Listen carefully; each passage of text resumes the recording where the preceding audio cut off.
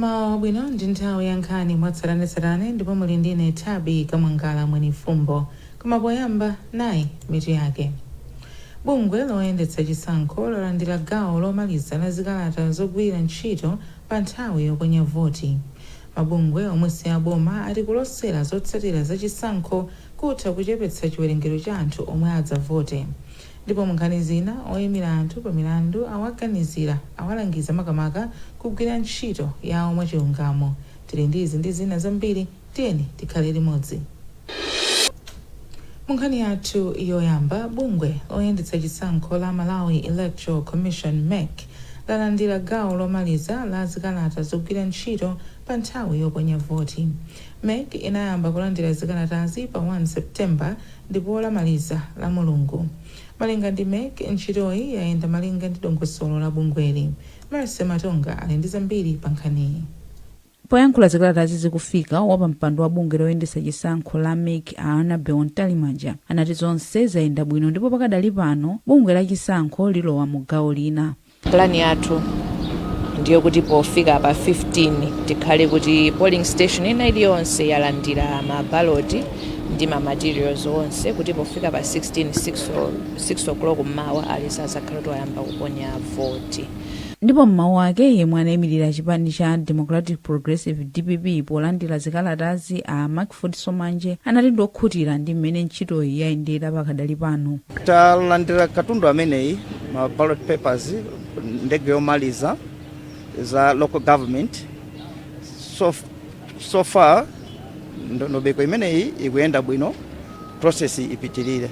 Amalawi akuyembekezeka kuponya voti pa 16 mwezi uno. Munkhani za ndale, mtsogoleri wa dziko lino Lazarus Chakwera wati iye wakonzeka kuthana ndi mavuto a njala, zachuma ndi ena moti boma lake layamba kale kuchita zimene ikulonjeza.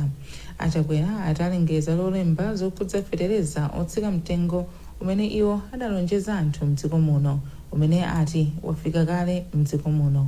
Achakwera anena izi pa msonkhano wawo wa ndale umene unachitikira pa bwalo la Njamba Freedom Park mu mzinda wa Blantyre la Mulungu. Izi ndi zina mwa zimene Achakwera anayankhula pa msonkhanowu.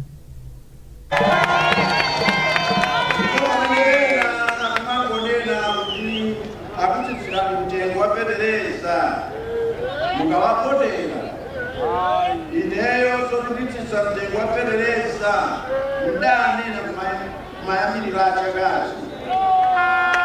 Ndipo fetereza otsika mtengoyo wafika tsopano.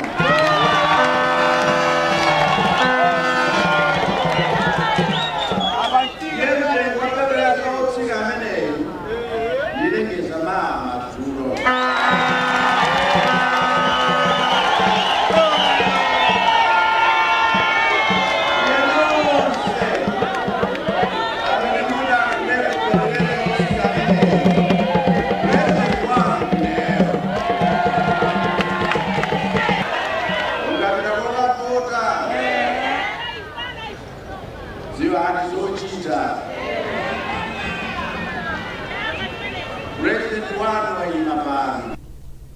Ndipo mlembi wa mkulu wa chipani cha MCP Richard Chimwendopanda analankhula motere.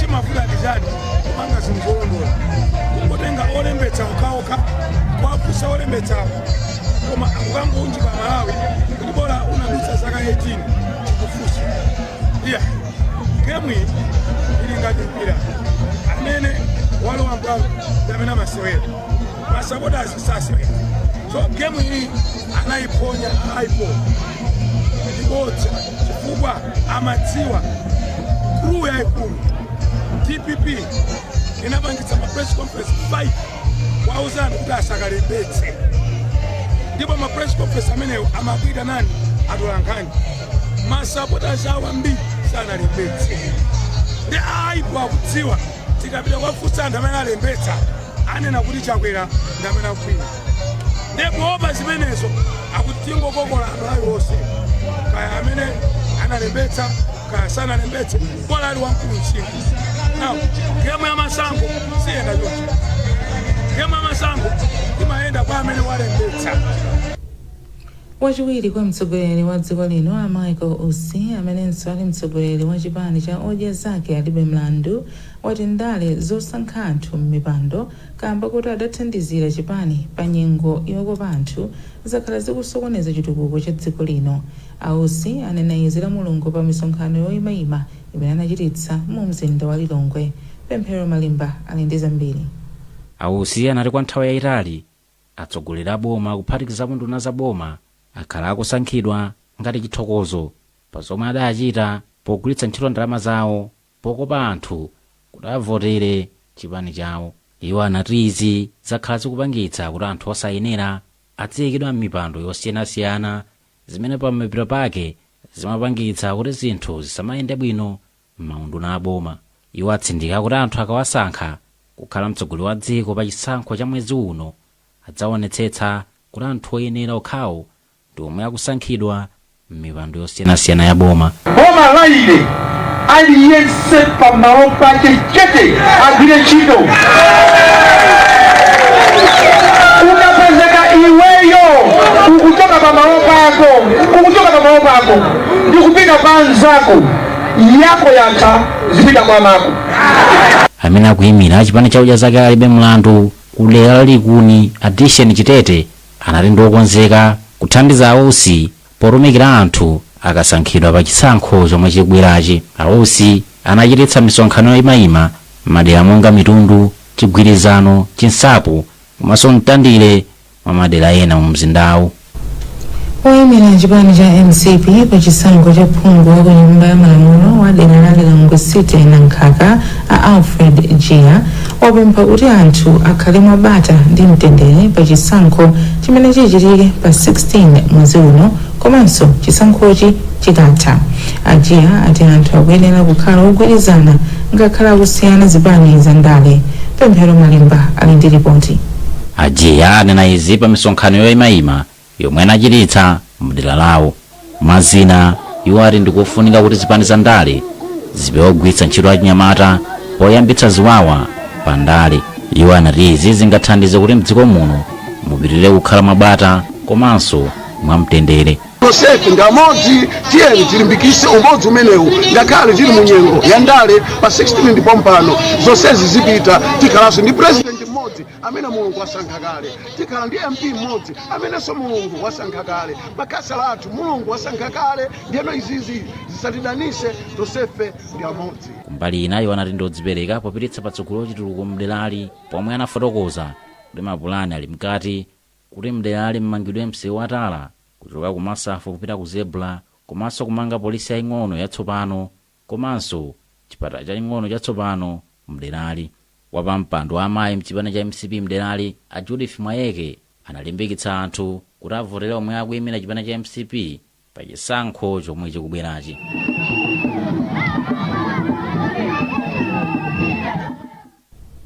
Ndipo mpingo wa Winners Chapel kumachinjiri mu mzinda wa Blantyre udakonza mapemphero opempherera chisankho chimene chikudzachi. Mmodzi wa abusa amene adali nawo pamwambowu akondwani ku Mitengo adati kudali kofunika kuyika chisankhochi m'manja mwa Mulungu. Ndi mapemphero amene timayikiza dziko lonse la Malawi m'manja mwa Mulungu pamene tikulowa mu nyengo ya zisankho.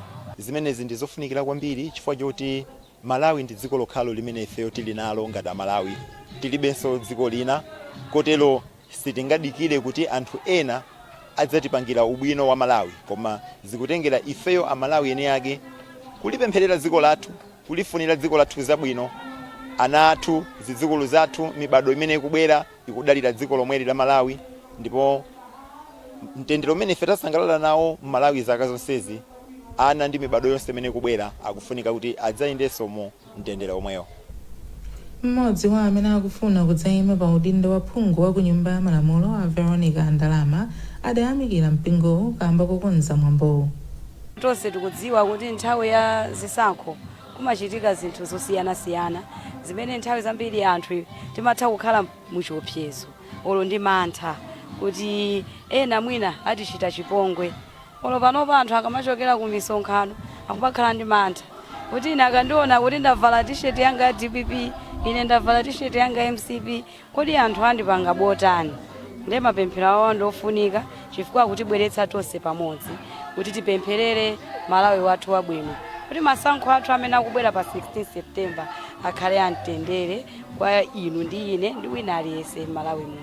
Ndikuona soti mapemphero awa ndi abwino ndipo ndathokoza abusa poganizira chiganizo chimenechi chotitanitsa tonse kuti tibwere kuno tizapempherere machinjiri wathu. Anthu ena otsogolera mabungwe omwe si aboma ati kuchuluka kwa kafukufuku yemwe akutuluka okhudza chisankho chomwe chikubwerachi kutha kuchepetsa chiwerengero cha anthu omwe adzavote. Wapampando wa mabungwewa Asiza Kondowe omwe amayankhula ku Mzuzu pa msonkhano wa atolankhani ati ngakhale ndi ufulu wa mabungwewa kutulutsa kafukufuku otere nthawi yochitira izi ndi yolakwika. Akondowe ati kafukufuku otere akatuluka anthu amaona ngati opambana wapezeka kale ndiye chiwerengero cha ovota chimachepa komanso zitha kudzabweretsa chisokonezo pomwe wopambana wapezeka kuti ndi wina.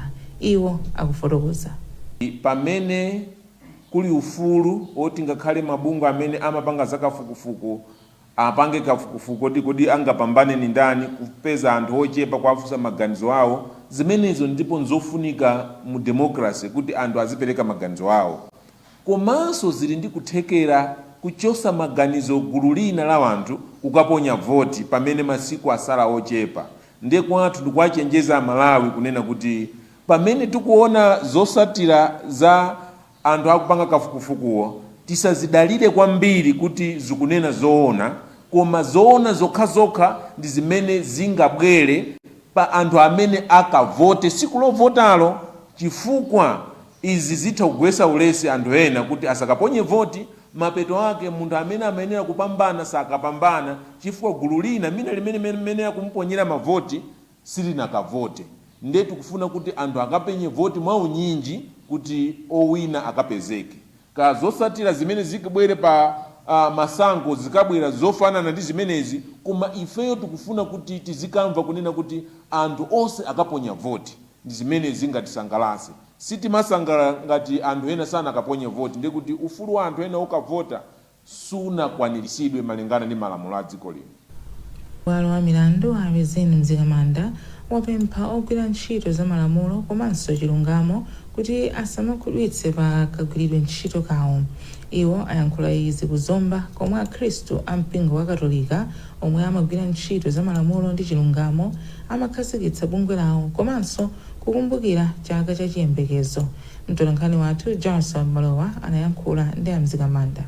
Tenga waukulu umene napereka lero panthawi imene achikatolika maloya achikatolika amaika association yawo ngokuti chili ndi chiyembekezo chachikulu pa iwowo akhale chida choyesesa kuti chilungamo chiyendedi komanso kuti chiyembekezo chanu chikhale cholimbitsa chifukwa cha ntchito yawo yabwino.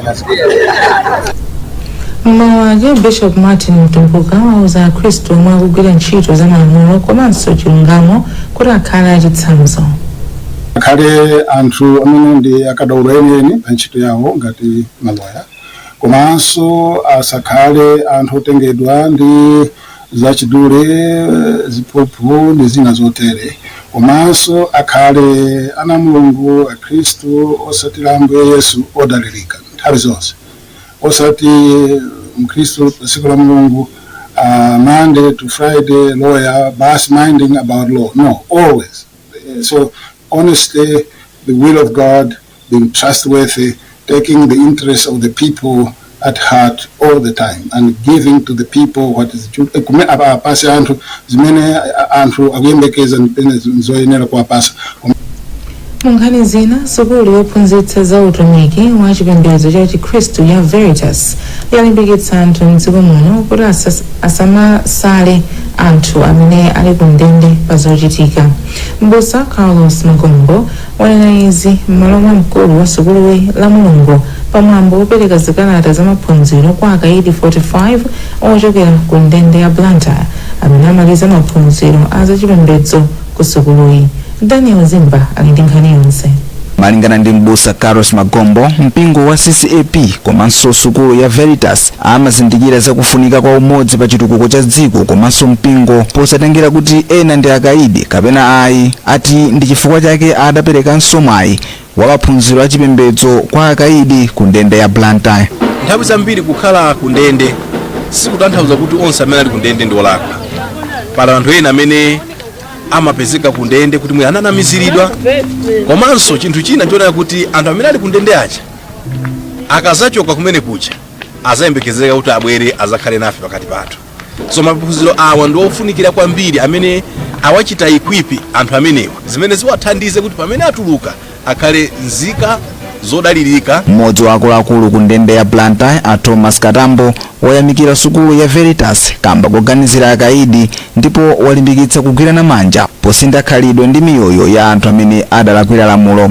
Wina aliyense ali ndi kuthekera kupanga zinthu zoyenerera dziko lino, mokuti anthu amene timalandira kubwera ku prison kuja ndi anthu anzeru, anthu a potential yokwanira, okuti amangofusokera mwina upangiri wina okuti takonzenso anthu aja abwererenso ku dziko. Ndipo a James Samuel Gama ndi mmodzi wa akaidi amene alandira nawo zikalata za maphunzirowa.